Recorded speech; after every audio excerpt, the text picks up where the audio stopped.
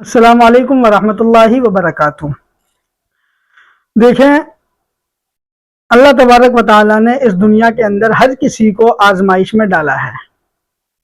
یہاں تک کہ انبیاء علیہ السلام جو اللہ تبارک و تعالیٰ کے منتخب بندے تھے، محبوب بندے تھے، اللہ تبارک و تعالیٰ نے انبیاء علیہ السلام کو بھی آزمائش میں ڈالا ہے۔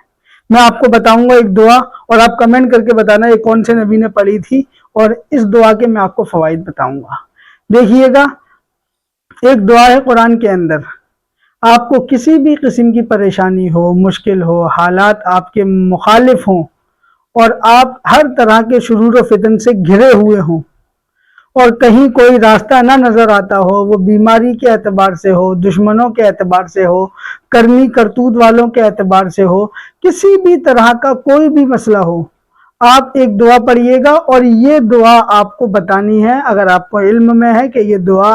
کون سے نبی نے پڑھی تھی۔ وہ دعا ہے ربی انی مسنی الضر وانت ارحم الراحمین، اے میرے پروردگار، مجھے تکلیف نے چھو لیا ہے، مجھے تکلیف مس کر کے گزر گئی ہے، اور تو بہت زیادہ رحم کرنے والا ہے۔ یہ ایک نبی نے اس کو پڑھا تھا،